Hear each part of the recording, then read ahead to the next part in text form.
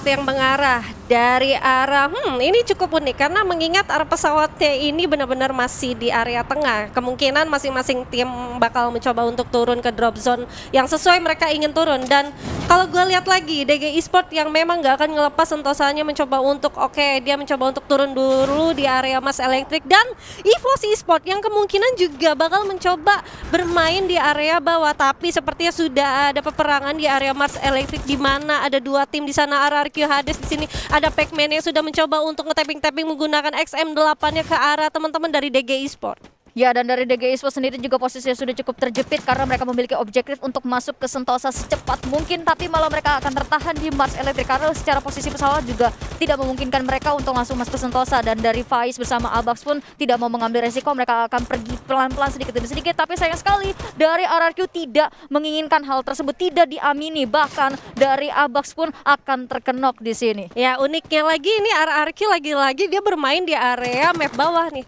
Bermain di area bawah, dan sepertinya tadi sudah berhasil untuk knockdown satu orang dari Abax sendiri, tapi Abax juga sepertinya susah untuk ditolong. Dan ini dia ada Azriel mencoba untuk melawan menggunakan G18 ya, tapi tidak memungkinkan untuk mendapatkan poin kill bahkan dari teman-teman RRQ, di mana juga teman-teman dari DG juga mau nggak mau harus mencoba untuk cabut aja. Iya, dan ini adalah waktu yang tepat bagi DG untuk cabut sebenarnya. Cuma sayang sekali tadi ada pembukaan dari Azriel yang menurut gua cukup menghantam resource-nya, apalagi Mars Electric sendiri juga belum dikuasai oleh kedua belah pihak tim. RRQ juga masih nahan-nahan, DG pun nggak punya pilihan lain karena komponen tersisa untuk mereka sangat sedikit. Ini menandakan bahwa resource yang dimiliki oleh DG benar-benar tipis dan sekarat banget. Setuju, apalagi mengingat juga Mars Electric ini mempunyai sedikit banget lootingan.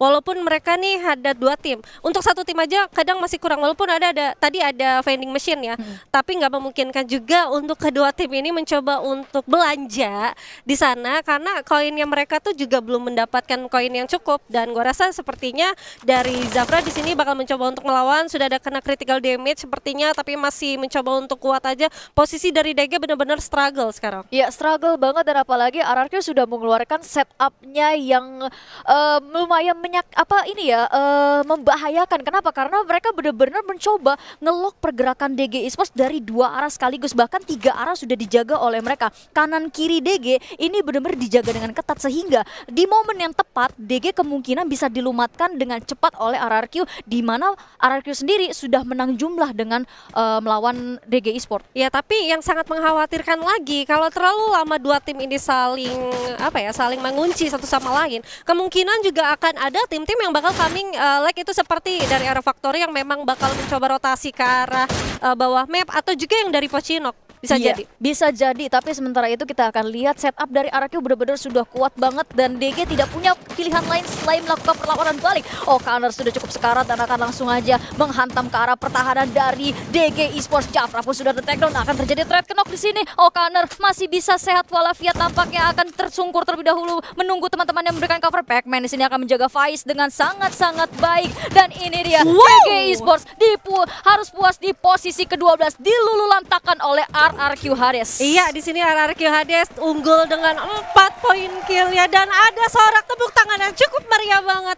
Dan gue rasa sepertinya di sini RRQ Hades mereka mencoba untuk bermain objektif. Ya udah, kita bakal mencoba untuk ngelok posisi teman-teman dari DG, dan ini dia teman-teman dari Dranix yang mendapatkan 8 kills. The Predator kita ada Babang Maung sepertinya. Ya, Maung sang player of the match ronde ketiga, dan Dranix sendiri juga memberikan permainan yang luar biasa di map Kalahari tadi ya. Benar. Mereka masuk di momen yang tepat, dan ini dia mereka sedang mencoba vending machine mencari peruntungan apakah mereka bisa mendapatkan resource yang membadai atau tidak. Dan sementara itu untuk area Katulistiwa sendiri sebenarnya mereka tidak bisa terlalu bersantai karena ada First Riders. Mungkin kita ngomongin First Rider, saat ini mereka bermain cukup pasif, tapi mereka benar-benar fokus sama objektif yang mereka punya. Dan salah satu objektif mereka adalah tidak membiarkan tim-tim papan atas ini bernafas dengan lega. Benar, mengingat juga FR di sini dia walaupun posisinya mungkin yang kita bisa bilang dia turun di area Bima Sakti, dia mencoba mungkin untuk rotasi lain lagi, sehingga di sini kalau gue rasa sepertinya dari FR juga cukup susah ya kalau andai kata mengingat posisi yang begini yang dimana ada patahan juga. memang masih untuk sekarang diuntungkan banget oleh teman-teman dari First Rider, tapi tidak memungkinkan ada tim-tim yang bakal coming mencoba untuk ngebokongin mungkin, karena posisi dari FR kita bisa lihat nih dia hanya mempunyai satu obstacle aja, dan gue rasa di sini dari Ombak bakal mencoba untuk nge-spray ke arah teman-teman dari Dranix, ada AUG-nya, dan dari D1 berhasil untuk mendapatkan satu maungnya, Bigel. Yes, satu Maung sudah di take down, tapi sayang sekali Maung pun masih bisa selamat, masih bisa dikembalikan kondisi kesehatannya. Dan sementara itu dari FR tampaknya akan sedikit struggle karena mereka tidak punya obstacle yang cukup, sedangkan dari Dranix sudah mulai split 2-2. Mereka sudah mendapatkan informasi bahwa bukit atas ini yang open field sudah dijaga oleh First Riders. Sementara itu First Riders mengambil keputusan yang sangat bijak, mereka akan tarik mundur, tapi sayang sekali dari Dranix akan mencoba memberikan balasan atas setiap tembakan yang tadinya dilancarkan oleh First Riders. Iya, dan sepertinya teman-teman dari First Riders juga nggak akan membiarkan begitu aja ya. Dia Oh, iya mencoba dong. untuk mendapatkan komponnya, mengingat ini area antara Bima Sakti dan Katulistiwa tuh menjadi satu kesatuan di mana banyak banget tim-tim yang rotasi dan bakal melewati area tersebut. Ya, betul sekali. Dan tadi sebenarnya ada abang cepu kesayangan mama nih. Levi. Iya, Levi. Wow. Tapi untungnya dia posisi First Rider sama Dranix, Dranix nggak ya. ketahuan. Untungnya. Malah yang ketahuan kayaknya posisi GGWP. Iya, karena di sini juga sebenarnya posisi GGWP ini mengingat agak-agak dejavu sedikit sih, mengingat ada dua orang yang berada di area tower. Ini sangat tidak mengenakan apabila ada tim yang memegang hand cannon Ya. atau granat, dan ya Oke, ini dia ternyata sudah terjadi peperangan antara Kings Esports dan juga The Prime. Satu knock, bahkan satu kill sudah dikonfirm. Kesel banget, ini bakalan jadi kesel banget di lobby karena mereka sudah tidak bisa bermain lagi untuk kesel ini sendiri. Dan para itu dari The Prime akan mencoba memberikan tembakan balasan ke arah Kings karena sudah men-take down satu kawan mereka. Sementara itu dari satu tim sebelah mereka ada Rosugo Veda yang biasanya nih akan menjadi orang ketiga, third party yang benar-benar dikuasai oleh Rosugo Veda. Mereka akan melihat dulu sejenak, membiarkan dari The Prime dan Kings saling tembak-menembak supaya saling bonyok dan mereka bisa masuk sebagai third party melumat kedua tim sekaligus. ya, tapi unik banget di sini setapan dari teman-teman dari Kings Esports, di mana ada kaptennya dari Straw Hat sendiri sangat unik, mengingat dua orang berada di atas, sedangkan ada juga teman-teman dari The Prime yang dimana dia ngirim Heyu yang berada di atas sana mencoba untuk nge-lock posisi dari teman-teman Kings, yang dimana juga kita bakal bisa notice lagi di belakang sana ada teman-teman Rosugo yang memang akan menunggu momentum apabila dari kedua tim ini mencoba saling clash ya. Iya, dan ini kayak kelihatannya ya, situ nge-lock tapi situ di-lock juga. Iya gak sih? Bener, Ya kan? iya. Kingsnya nge-lock The Prime, tapi Kingsnya juga di-lock sama Rosugo Veda. Tapi posisi begini nih yang sangat nggak enaknya, ini banyak banget membuang resource apalagi glue wall. Betul. Harusnya. Jadi mereka nih harus sebijak mungkin menggunakan glue wall, mengingat di sini ada Straw Hat yang nggak mempunyai armor, dan di sini dia mengantongi hanya 3 glue wall. Sedangkan kalau gua rasa ini mereka akan menunggu momen yang cukup lama, menunggu untuk zona kedua atau ketiga baru mereka mungkin akan rotasi. Tapi kita bisa lihat lagi di sana ada farming dari glue wall sendiri. Ya, dan kalau misalnya kita lihat sendiri sebenarnya untuk dari posisi ya, kalau misalnya kita ngelihat segitiga ini, posisi yang paling tidak diuntungkan adalah The Prime karena mereka pertama sudah kalah jumlah, terus yang kedua posisi dari Rosugo ini benar-benar nyaman sekali untuk ngelok kedua tim sekaligus. Tinggal nanti Rosugo Veda ngelihat aja, nih siapa nih yang bonyok duluan yang bisa disayurin duluan. Kalau misalkan TP, ya udah kita hajar TP. Tapi kalau misalkan ternyata The Prime dengan permainan agresif yang biasa kita lihat ketika mereka sudah mulai komit untuk melakukan pergerakan yang agresif, itu mereka udah bukan pergerakan yang main-main lagi. Aimnya benar-benar keras banget, dan kalau misalkan ternyata Kingsnya yang bonyok, ya sudah, Rosugo tinggal ganti objektif. Jadi si Malakama banget Iya, ya. jadi Simalakama. Sebenarnya Rosugo Veda itu benar-benar posisi di mana kayak ya udah mau yang mana bonyok duluan ya tinggal gue sayurin aja. Iya, dan kita bakal lihat dulu Kak Bigel di mana untuk zona selanjutnya mungkin bakal keluar, dan sepertinya zonanya bakal di area bawah banget nggak sih, mengingat nih teman-teman dari EVOS dan juga RRQ yang mencoba untuk menahan. Kalau tadi aku bisa bilang juga EVOS Esport yang bermain di area Kalahari, mereka benar-benar langsung masuk ke dalam zona, dan ya bener aja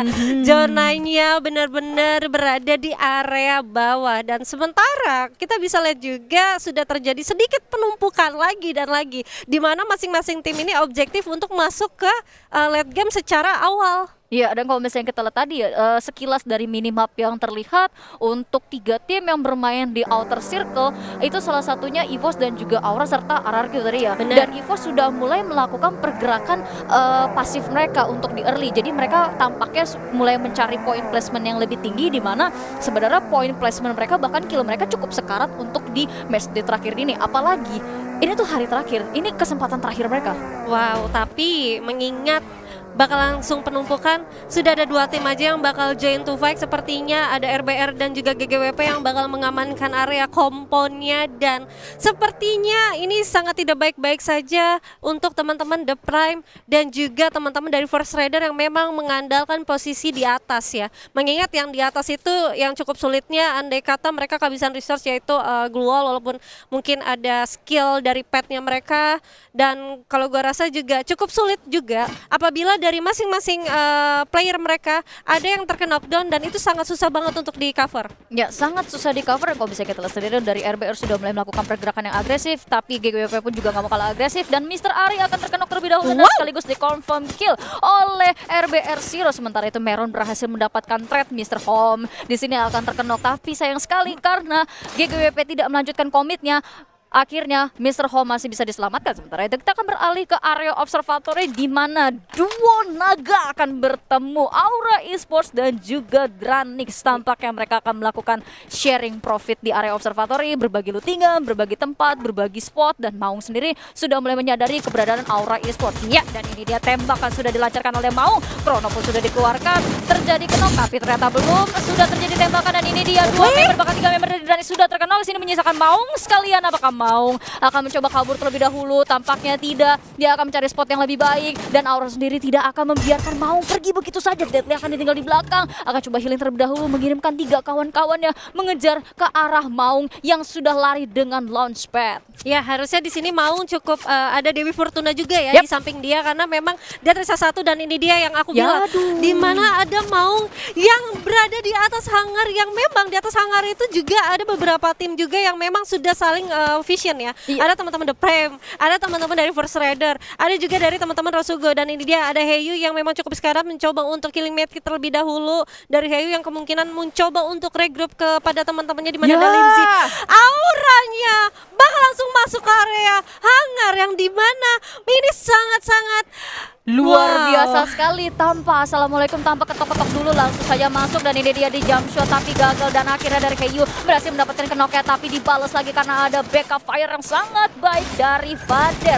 Berhasil di confirm kill. Sementara itu dari TP Limzy juga tampaknya tidak bisa berbuat banyak karena juga terkenok dan akan langsung diras oleh kawan-kawan dari Aura Esports. The Prime akan dipulangkan di posisi ke-11. Sementara itu dari Aura Esports sendiri dengan 6 poin kill yang mereka kantongi, mereka masih belum puas, tapi sayang sekali dari Aura Esports harus melakukan regroup dulu. Mereka harus reset dulu, mencoba mengumpulkan resource dan juga melakukan healing. Ya, mengingat teman-teman dari Aura cukup respect ya. Aku seneng banget ngelihat inilah gameplay Aura yang sesungguhnya, yang dimana mereka benar-benar satu tim mencoba bergerak bersamaan dari observatory menggunakan launchpad langsung ke area hangar, berhasil mendapatkan 1 tim yaitu dari The Prime, dan sekarang mereka akan reset lagi, fokus kepada tim-tim yang ada, di mana juga ada Adam berhasil untuk mendapatkan Pac-Man-nya dari RRQ Hades. Iya, dan sini dari Adam juga tampaknya masih mencari Eve-nya, tapi sayang sekali Eve yang ketemu bukan Eve, malah RRQ Hades. Dan sementara itu dari Legalot akan menjaga di satu tower, melihat pergerakan dari kawan-kawan Rosugo yang berhasil mencuri 1 kawannya. Sementara itu dari Rosugo sendiri juga sudah mulai melakukan pergerakan yang agresif, masuk pelan-pelan menuju ke jantung pertahanan